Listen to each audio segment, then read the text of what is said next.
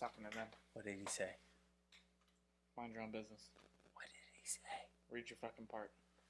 You have a paragraph, I think. You don't tell me what to do on my this is podcast. Brian Horror Jawscast. So. Oh. Yeah. Well, you're the boss then. Yeah, so. Okay, boss. Yep. What you say goes, boss. Dipshit. God bless.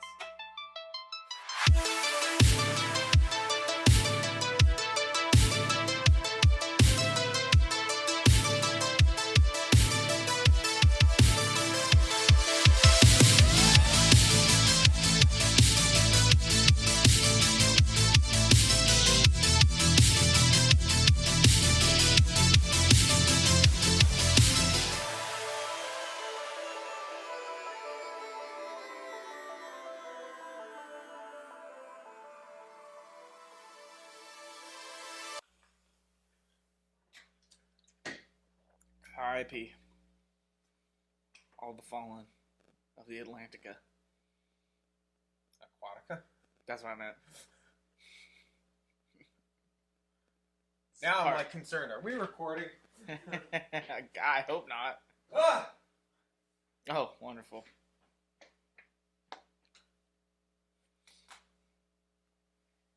Take 3. Oi! Take 3. Whatever. Episode 3. Same thing. Good Lord. Why don't you want to take the opening this time? Go ahead, you take the opening this time. I get tired of saying the fucking thing all the time. It's good for you, though. Thanks, man. Yeah, welcome back. Here we are. Episode 3 of the Jony Jawscast. Here we are, covering Deep Blue Sea.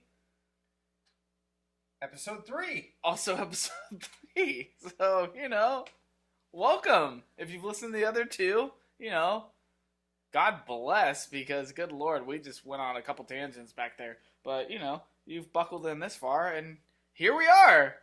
We are here. All of us. All 2 of us. Well, JQ, me, you, along for the ride. Maybe some tequila, maybe some beer. Hopefully both, if you're lucky. If you've made it this far, at least both. Maybe a little extra, I don't know. Live your life. No judgment. Yeah, no judgment here. We've covered a lot, and now we're going to cover some more, because apparently we have this much to talk about Deep Blue Sea. Here I was thinking, doing the Jawscast, we'd just, hit the Jaws movies, and that would only take 3 sections. But look at us go. Pioneers of the shark horror world. Part 3, Deep Blue Sea. Hot damn, I don't think I could have done it better myself, sir. That was the shit. I need another beer. Yeah, buddy. Yeah, folks, thank you for tuning in. I am one of your hosts this fine evening, Jony Horror Maresca, and I got with me my good buddy Brian B. Rye Calvert tonight. Hello. I could kill you. One of these days, I'm not gonna do it, but none of these people would know. No, yeah. You would just disappear. Hey, I'm Jony Horror Maresca. Yeah, see, no one would know. I sound exactly like you. Here, run this podcast. You'd be dead. Maybe I am. Maybe I'm not even here. No, it's just me talking twice. Keep it up. Keep it up. You heard it here first, folks. He's threatening my very life. I'm an innocent. I've done nothing wrong.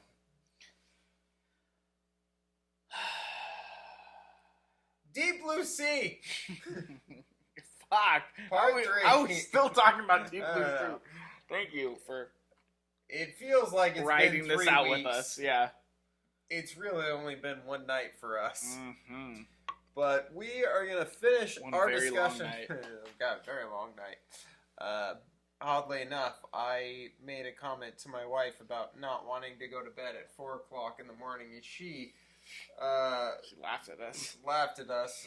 And yet, if we get to bed by 4 o'clock in the morning, we're gonna be doing good. I'd be happy. I'd be a happy man.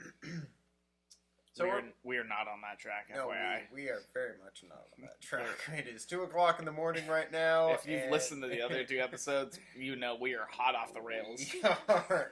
We are in fucking trouble, to say the very least.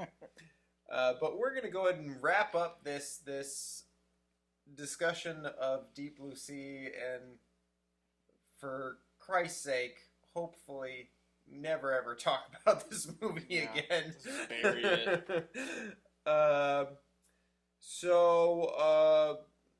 We have covered our feelings about the film in the first episode, the production of the film, getting the film made, and all the characters and how we felt about all of them, and even talked briefly about the music of the film in the past 2 episodes. And in this episode, we're going to be discussing the reception of the film, the box office, and our final thoughts on this film. So, if you haven't listened to the other 2 episodes, I don't know, pull your head out of your ass and go do something with your life. And, yeah, what are you doing? Yeah. How have you made it this far? I don't know, maybe don't be a dickhead. Yeah, don't skip around, that's rude. Yeah, come on. Pay your dues, go listen to the other 8 hours of us talking about it, and then chime back into this one, and you know, then get on with your life. It's just I can tell where the alcohol kicks in, because we're just a tad bit more aggressive right now than we would have been like 3 hours ago. So we're going to talk about right out the gate. We're going to talk about how this movie performed at the box office. So, wasting no more time, sparing no more expense. There it is. Deep Blue Sea performed well when it opened on July 30th, 1999 in 2,854 theaters. Finishing third, fuck me. That's kind of lame. And grossing around $18.6 million at the U.S. weekend box office. During its second weekend, the film grossed $11 million and finished in 5th place behind The Sixth Sense, The Blair Witch Project, Runaway Bride, and The Thomas Crown Affair. Goddamn. Deep Blue Sea grossed $73.7 million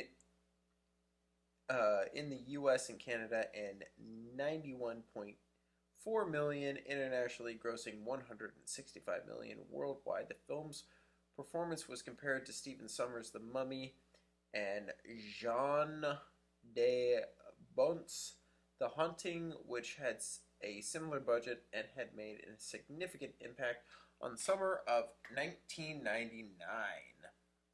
Damn, it was up against The Sixth Sense and The Blair Witch Project. That's heavy. Yeah, that is pretty fucking heavy, actually. For what it is, that's heavy. Came out the same summer as The Mummy, though. Yeah. God, I wish there was enough. Actually, there is. We could do a Mummy podcast, so we could actually cover that. Just get so down on Brandon Fraser's I dick. love The Mummy. Me too. God, it's a fucking amazing film. Yeah, fuck. It's perfect. P.S. All these notes that we're reading are taken from Wikipedia, so we got to give a shout out to anyone who's ever contributed to the Deep Blue Sea Wikipedia page. Yeah, thanks. So that was the box office. Now let's go ahead and talk about the critical response. You know, people turned out and they paid their money, but how did the critical community feel about this movie with sharks and stuff? Deep Blue Sea received mixed reviews from critics. No kidding. Review aggregator Rotten Tomatoes gives the film a rotten 59% rating based on 112 reviews. The critics' consensus reads, Deep Blue Sea is no Jaws. Well, no shit. Yeah, right? But action fans seeking some toothy action can certainly do, and almost certainly have done, far worse for B-movie thrills. On Metacritic, the film has a score of 54 out of 100 based on reviews from 22 critics, indicating mixed or average reviews. Audiences polled by CinemaScore gave the film an average grade of B on an A+ to F scale. Oh, damn. Yeah, not bad. Not bad at all. I'm surprised. Writing for Chicago Sun-Times, Roger Ebert gave the film 3 out of 4 stars and praised it as a skillful thriller, saying that Deep Blue Sea is essentially one well-done action sequence after another. It doesn't linger on the special effects. Some of the sharks look like cartoons, in parentheses. But it knows how to use timing, suspense, quick movement, and especially surprise to conclude that the film keeps spectators guessing in an unotherwise predictable genre. In a positive review, Kenneth Turan of Los Angeles Times considered Deep Blue Sea a return to form for Harlan, especially for the dismal swamps of Cutthroat Island and The Long Kiss Goodnight. He described the film as an example of how expert action filmmaking and up-to-the-minute visual effects can transcend a workmanlike script and bring excitement to conventional genre material. I feel like up-to-the-minute visual effects is an accurate statement. I would say so. Similarly, Desson Howe of the Washington Post remarked that while the film's premise feels familiar, it knows its audience and knows what'll get them going and even wondering. He said that Deep Blue Sea might not be Harlan's finest 2 hours, but he managed to build something that, if nothing else, gives you a great big shock every few minutes. In a 3.5 out of 4 review, Robert Lasowski of the Florida Times-Union highly praised the film's pacing, intense action, and chase scenes, saying the Deep Blue Sea is a great popcorn movie and what summer at the Cineplex is all about. Hot dog. Yeah, not bad. Yeah. Other reviews were less enthusiastic. No! Writing for the New York Times, Stephen Holden described Deep Blue Sea as a cut-rate Titanic stripped of romance and historical resonance and fused with Jaws, shorn of mythic symbolism and without complex characters. God damn. While Barbara Schulgasser of Chicago Tribune criticized it for being an inferior imitation of Jurassic Park. There it is. But praised LL Cool J's performance and the film's realistic setting. Ian Nathan of the British magazine Empire gave the film 3 out of 5 stars and criticized its B-movie convention, stating that you're never entirely sure whether you're laughing at or with Deep Blue Sea. Variety reviewer Robert Kohler felt the computer-generated sharks were inconsistently realized, but nevertheless highlighted the flooding of the facility very positively. The dialogue between action sequences was also praised, especially LL Cool J's blend of Bible talk, smack, and wit. Despite his few lines, Gene was seen as a charismatic character and a genuine new action star. You! Whoever wrote this Wikipedia bit is fucking trying to troll me. It was written as people were listening to this podcast. Jane was seen as a charismatic character and a genuine new action star. I just do not know if there was a lesser true statement ever written by anyone. Those last 2 sentences really get me. Oh my god, I'm so fucking angry right now. The dialogue between action sequences was also praised, especially LL Cool J's blend of Bible talk, smack, and wit. I'm gonna do some push-ups to release my anger. What the fuck does any of that mean? Yikes. Man. These are the people that didn't like the movie. Yeah. Well, they had nice things to say about LL Cool J's performance with his Bible talk, smack and wit. They said the dialogue in between the action sequences, which hyperventilating now, and Jane is a charismatic character. Action star, a genuine new action star, genuine.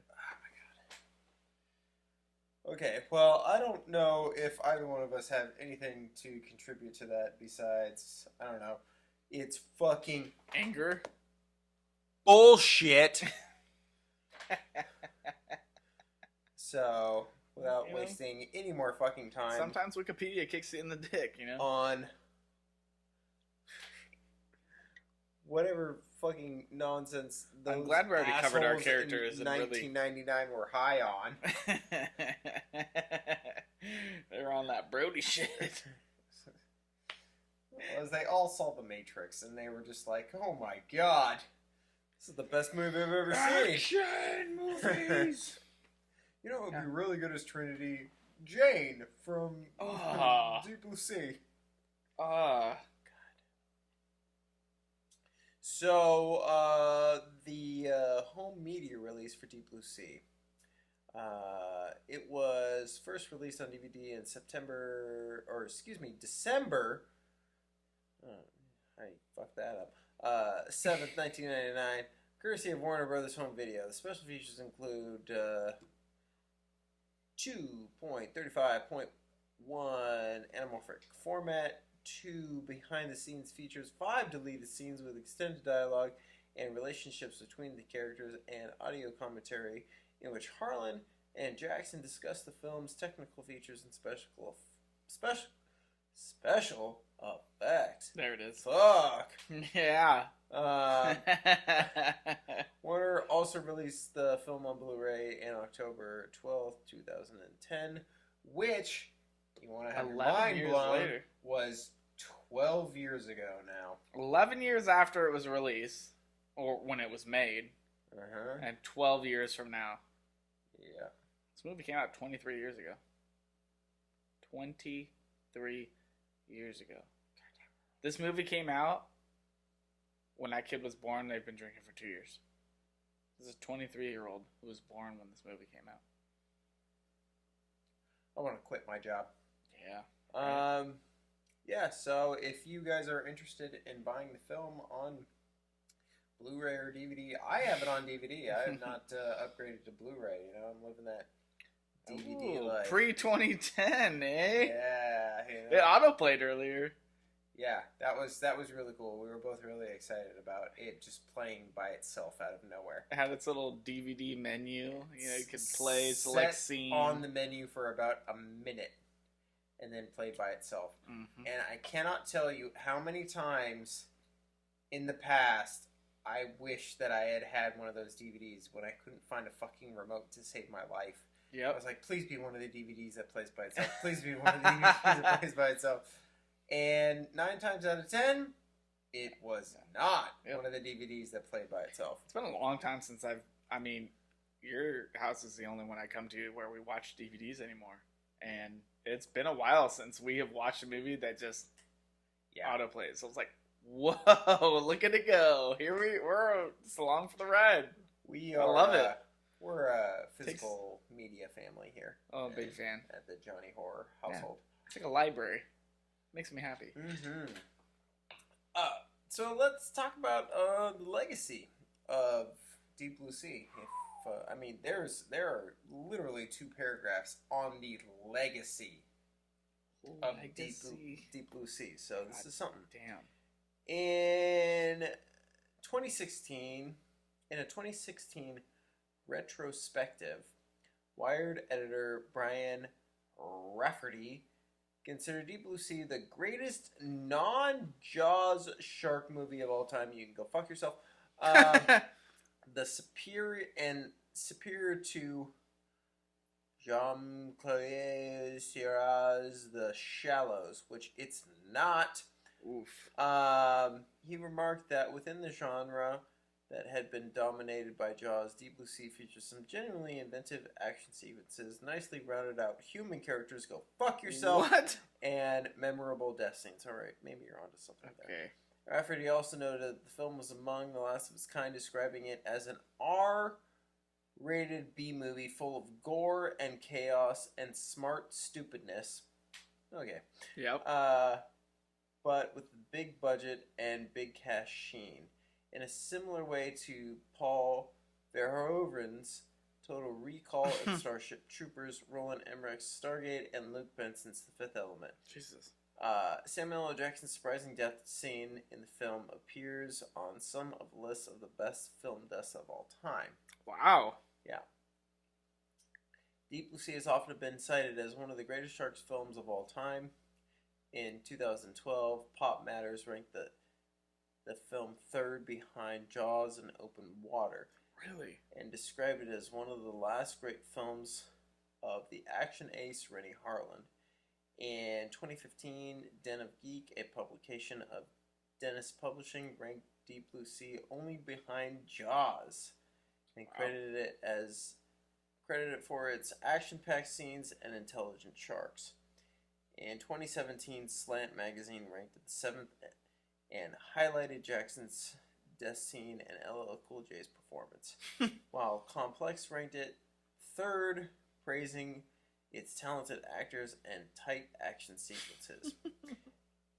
In 2019, the 20th anniversary of the release of Deep Blue Sea, the Screenfest Horror Film Festival hosted a screening at the TCL Chinese Theater in Hollywood, California, as part of its Fears and Beers program. Cast members, including Thomas Jane, attended for a post-screening Q&A moderated by Brian Collins of Birth, Movies, and Death.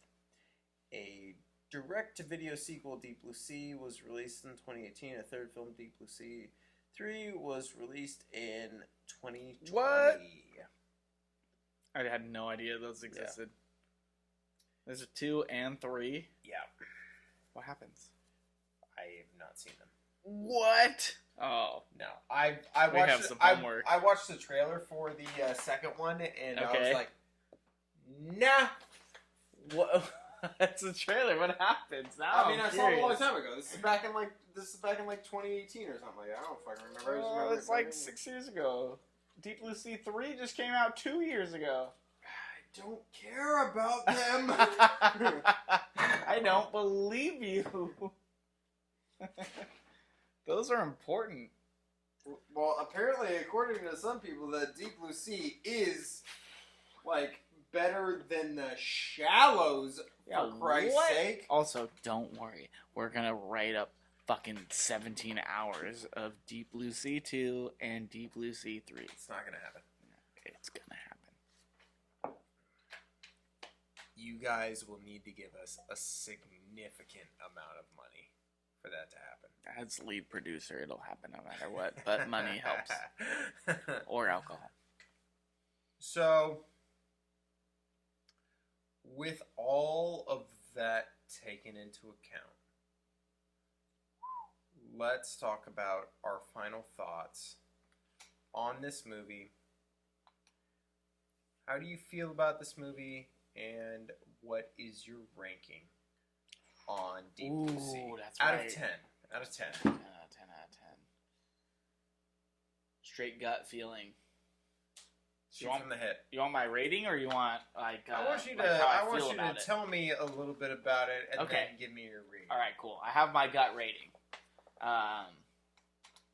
So, I like it. I think it's very inventive. I think, there are obviously a lot of plot holes, and there's a lot of issues, aka dialogue, aka casting, aka everything CGI from the floor up. But, it is what it is. I think they did the best with what they had. I think the story is fucking cool. Yeah. And I think that pushes it through a lot of the way. Yeah. Past all the shit CGI, past bad dialogue. I think, like, Bones, it's fucking rad. Like, there's a lot of cool shit. I love the idea of it. I love that they're, like, you know, in their own little lagoon. They're trying to break out. They're the ones in control, even though they don't know it, type of thing, or the people don't know it at least. All that being said, right out the hip, you know, out of my gut, I gave it a 7.8. I'm gonna go 7.8. 7.8 out of 10. 7.8 out of 10. Hot damn. Yeah. That's impressive. Yeah. I like it enough. Like, no, clearly you like it a lot. It's shitty, but I like so much more of it that, yeah, it pushed it a little extra. Yeah. All right. What do you think? What, you know? Trust the gut. Give me some backgrounds. So, obviously, as I stated, I feel like I watched this movie a lot when I was in my youth, as it were. It was a movie that obviously I'd been familiar with even before I was allowed to kind of watch it, and then when I did watch it, it is one of those movies that, just never quite lived up to what I had imagined it would be when I saw that poster for the first time. Oh, yeah. You have a lot of expectations when you are a child, and then when your favorite movie is, you know, that thing over there for so long, you have very, very, very high expectations when it comes to shark movies. Yep. That creature feature life, you know? Yeah. And I would just say that it was never a movie that I absolutely adored. It was just a movie that I was always drawn to. Yeah. It is fun. It's a fun movie. It's not good. It's not a good movie by any means. But I enjoy the holy hell out of it every time I watch it. Even when we're sitting there watching, I'm just like, bitch is getting eaten by sharks. Like, how could you not have fun with it? That's entertaining as hell. And much like the 3D element that you find in Jaws 3D that no longer plays. It just doesn't sell. It's not good. Looks like shit. Yep. That's kind of how I feel about this CGI in this movie, where I'm like, God damn. That's a good way to put it. Yeah. Yeah. It maybe at the time that would have been some shit, but fuck me. Yep. If it doesn't ruin your movie, you know. But it is a fun movie from that time. Terrible dialogue, unlikable characters. If this movie was made in the 80s, like, goddamn, it would be legendary. Oh, yeah. It would be what we like to call a hot piece of 80s trash. All right. 1 to 10. Where are you landing here? Deep Blue Sea. I like that. I like that a lot. That'll just be the sound effect from now on. It's got to be probably at like a 6.5. I think 6.5 is where I'm at. Okay. All right. Respectable. Fun, dumb fun, borderline, you know, Sharknado. You know, Sci-Fi Channel. It really is. Yeah. Like, I mean, it's pretty bad. The effects, the acting, they're just so rough. It's Sci-Fi Channel. So rough. That's a good way to put it. Even Sam Jackson, who is so amazing in so many things. We're talking big name. Yeah. is brought down by the quality of this script. Yep. The monsters themselves, when they are real, when they use the real animatronics, ace. Just perfect. Perfection. Yeah. Great. This ain't no kitchen fridge magnet. This is a garage beer fridge magnet. Oh yeah. Quality. Yeah. Right. So yeah, I'm at a solid 6.5. Okay. Respect. It again is the epitome of dumb fun. It is the type of movie that you get together with your friends, you throw on in the background, or you do what we did, where you get dialed in, you enjoy it, you have just lean into it. You have a couple of drinks. Yeah, that's a good way to do it. If you're gonna watch it, definitely have a couple drinks. You yell, lean at the into TV it a little bit. the whole time, you know. It's definitely one you can talk over, and you won't miss literally anything. No, because it's bullshit science. You know, it's maybe in the first 20 minutes, so you can catch the whole why they're doing what they're doing. Yes. After that, it's something you stand around the table drinking and laughing at with your friends. So a lot of snacks, a lot of alcohol. Trying to figure. So you gave it a 7.8. Mm-hmm. I gave it a 6.5. Yeah, it's hard. So where do we get in the middle on that? Like a 7.1, 7.2, right? Yeah. Maybe. I feel like round down 7. We'll round down to 7. We'll just go ahead and round it down to a 7. So collaboratively 7. I feel good about that. Yeah. Deep Blue Sea gets a Jony Jawscast ranking of 7 out of 10. I like that. I feel like I went a little high off nostalgia, so yeah, I feel good about a 7. You know, as far as shark movies go, I don't know if it's in the top 5 for me. That's fair. It would just be on the cusp, you know? Without there's some good shark movies out there. Too much of future episodes, you know. I have my 1, 2, my 3, and my 4. So, you know, Deep Blue Sea might make the cut, kind of depending on the day. Top 5? Top 5. Okay, all right. That's fair. But, yeah, great fun movie. Arguably, what everyone was saying, that, like, kind of last movie of its kind, you know? There's after this, there's not much of a, like, creature feature, like...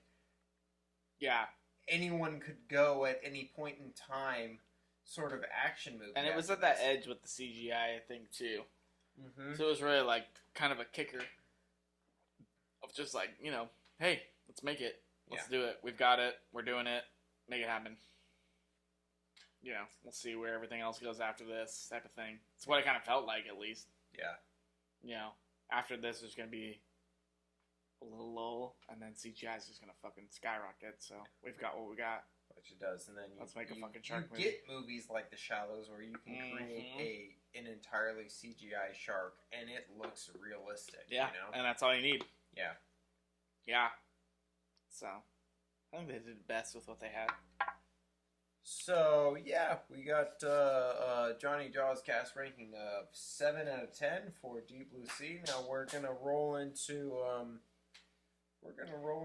our last little bit here that we meant to tack on to our characters portion, but at this stage in time, we've fucking had a lot to drink, and we're not exactly on the ball, as it were. The award ceremony. So we got a couple of awards to give out. Now, just a little bit of backstory. For our first episode, we did Jaws the Revenge, in which Brian went off on a tangent about a couple of different characters. That doesn't sound like me. He first and foremost labeled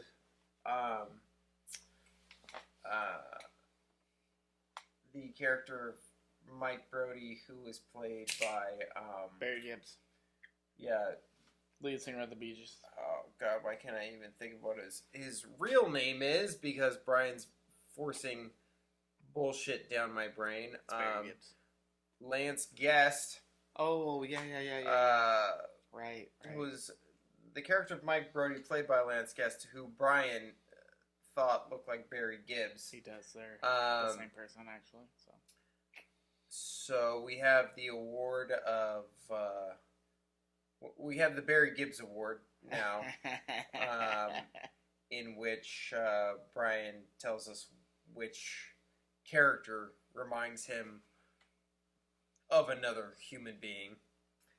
And it's a look-alike award. In Jaws 3D, give or take. It was John Pooch, and you thought he looked like Emilio Estevez. Which he did. I stand by that.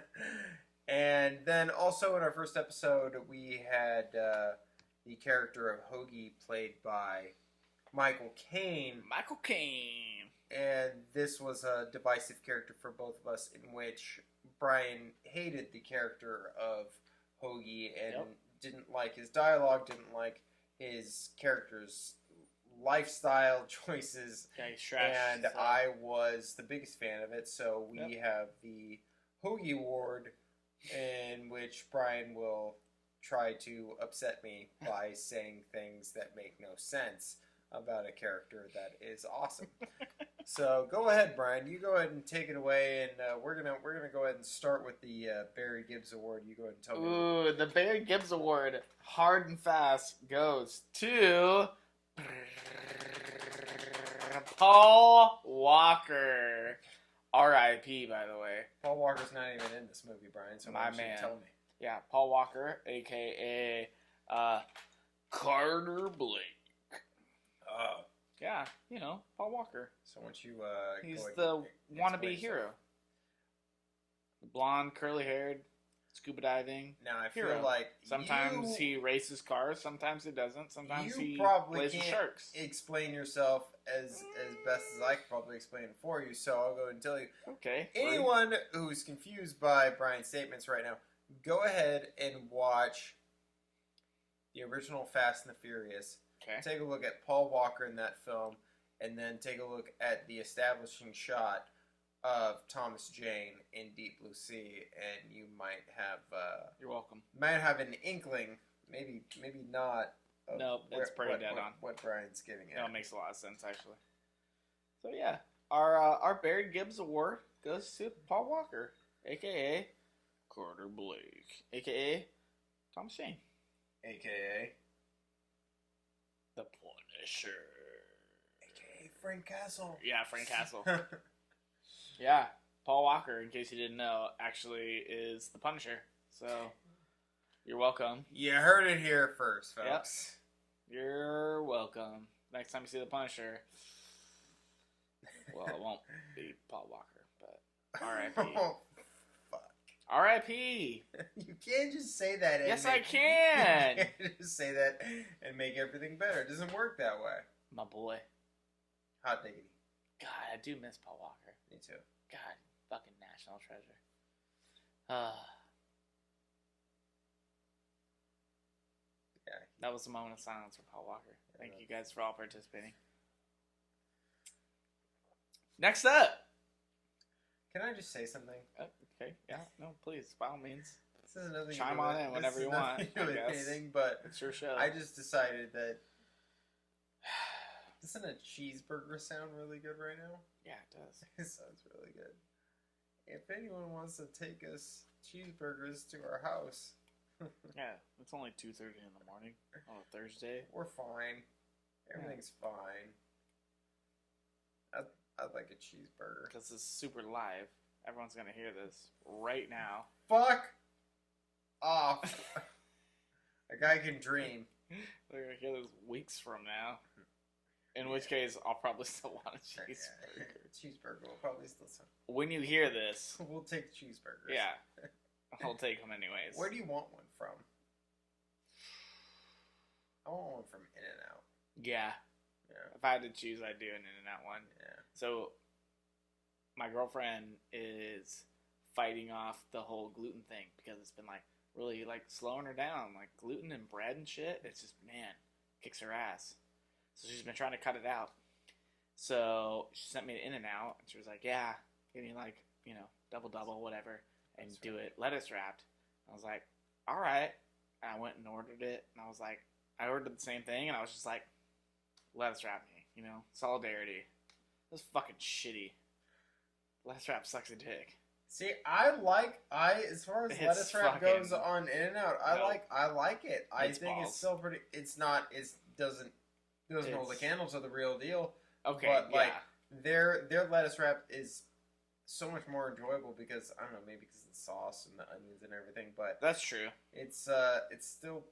It wasn't tasty. Terrible. It was not the worst thing I've ever eaten. Obviously, they're delicious. It's still In-N-Out. Toasted bun and it was the first time I'd ever done it. I have never had lettuce wrap anything from In-N-Out, and I just went like cold turkey into it, and I was just like it wasn't like, oh, I tried to bite of hers and then went back to my normal delicious burger. I just like went all in, lettuce wrap me up, and I was like, fuck. What have I done? But we're sitting at the table eating together, and I'm like, oh, it's so good. Yeah, it's like, sell it. It's just like, no, it's fucking not. I'm no, it's like the same thing. Eat mine. Here. I'm like, no, it's like a bun, Oh, but crunchier and full of water and lettuce. What, what are you missing out on? No. It was not the same. I would stab you in the face right now for a fucking lettuce wrap double from In-N-Out. Okay. Noted. I have the knife right there. Yeah, right. Cool. God damn. It doesn't have to kill you. I can just stab you through the cheek, Sure, okay. So then when I eat my lettuce wrapped burger, it's gonna fall out. Shoots out. Fuck. I'm glad you're all hearing this. I'm glad. It's important to me. The Hoagie Award goes. Now we're talking about hoagies. Yeah, exactly. You're welcome. Yeah, thanks. Is this your segue to the Hoagie Award? Because it's going to piss me off. God damn it. All right. No. Who are you giving? I'm the Barry Gibbs Award. You're the Hoagie Award. This is a congruent, this is a joint award because it has to be someone that. Yeah, we're doing this together. Don't forget. We're both passionate about in some regard. I think Brian labeled it first, and I do agree that the Hoagie Award is going to have to go to our boy LL Cool J. Yeah, preacher. Now you can go ahead and tell me why you don't like him because you're a sack of shit and terrible human being. But his role's fucking weak as balls. He's clearly not abstaining from alcohol. Within his first scene, he's just like, I'm gonna take this as a sign because some cheap fucking cooking rosé lands in front of him. Sherry. And he just grabs it and starts bottoms up. Looks terrible. He's got this 6-inch cross on his neck that he just keeps clinging to for bullshit reasons. He's a fill-in. They needed somebody to fucking take the brunt of the fact that no one else could be unkillable. And that's him. Yeah. I mean, I feel like they did the right thing in this movie. They decided not to kill the black man. Did they? Yeah, exactly. I was like a millisecond away from agreeing with you, and I was like, wait, what the fuck? It was a trap. Yeah. It was a trap. It's a trap. It's a trap. Yeah. I feel like this movie is the movie that anyone could reference. Be like, yeah, no, they killed a black man before. they killed a black man. They killed the, arguably, if you're not Denzel Washington, Yep. Sam Jackson is the black man. Yeah. I'm sorry. And they killed him. Yeah. And then LL Cool J just emerges from a shark attack. He survives the biggest shark attack. Yeah. Survives it. Gets pulled out. Then the I'm not a doctor wraps him up.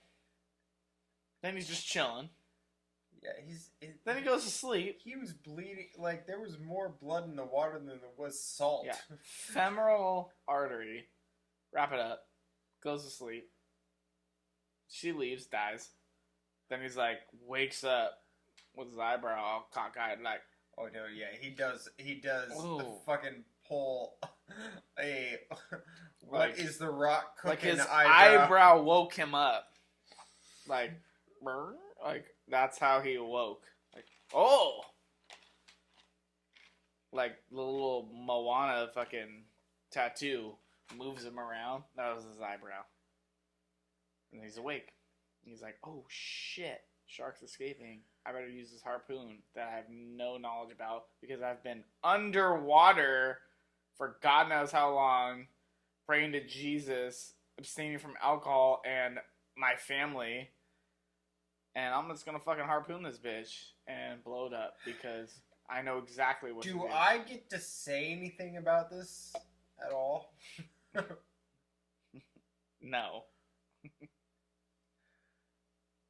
a really great guy. I really like him.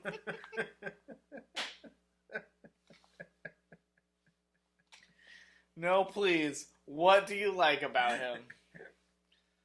Dude, go into detail. This is about how he left his family, how he doesn't like his children, how he's fighting alcohol but also drinking alcohol. This is about his bird, named Bird. I have 4 words for you. This is a mistake! Stupid. Sold me on the character. Oh, his fucking last will and testament about omelets. The Hoagie Award, ladies and gentlemen. Hello. As we digress into pure alcoholism and, goddamn, if you have made it this long, go ahead, do yourself a favor, and punch your own dick. And DM Johnny your address. He'll send you something Stop. nice. It'll probably be... Don't bring him into this. This is weird. This has become so weird now. It's probably gonna be, you know... some photos or whatnot, you know. Stop. They'll be nice, tasteful. Stop. Brian's upset because he doesn't get as much attention as I do, and I don't know. What did... The Daddy Horror Show. Shh. I'm going to bed. So, we just want to thank you guys for listening. It's probably, I don't know, the most drunk I've been on this particular podcast. And, Yeah, thanks, guys. Go watch Deep Blue Sea. go watch Deep Blue Sea. Have It's you a not fun watched movie. it yet? I It's a feel good like you time. just watched it. I feel like by listening this far, you've probably watched Yeah, it. if you haven't watched it before, you've seen it by now. Also, at this point, don't watch it. We gave them a recommendation of 7 out of 10. I feel like they should watch it. Oh, yeah. Yeah, they're going to watch it. All right. Yeah, live your life, you know. So, moving forward, we are going to be going into uncharted territory. And that is not a reference to the Tom Holland movie by any means. Oh, thank God. But we're going to be dealing with sharks of obscene size in our next episode. We're going to be talking about the one, the only Megalodon in the John Turtletop adaptation of Steve Alden's Meg series. Woo! So we're going to be covering the Jason Statham Meg film for our next episode. Fuck yes. We're gonna live it up. Have a good time. So look forward to that, boys and girls. I know we are gonna have a hell of a time covering that. There's a lot to cover as far as that film's production, how it got made, because it was in development hell for at least 1,000 years. And yeah, so go and look forward to the Jony Jawscast covering the Meg, and then after that we might get back to the Jaws franchise. Fuck if I know. But thank you so much for listening. If you have made it this far, we really appreciate it. We have a hell of a time doing this. Clearly. You know, yes. Yes, what he said. But this was a lot of fun. I really enjoyed covering Deep Blue Sea. I think it's a fun movie, and you know, I wouldn't want to watch it with any other person but this fucking asshole sitting across from me. So, hell yeah! Thanks a lot, buddy. I appreciate you being here, and yeah, I have been your host, Johnny Maresca, and my good buddy Brian Calvert. Yeehaw. Ye fucking ha. And we'll see you youngsters on the flip side.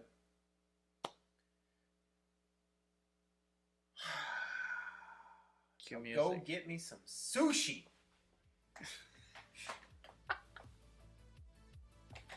God, I hate you. Play the music. Do it. Do the music thing. Or the ending music thing. Do it.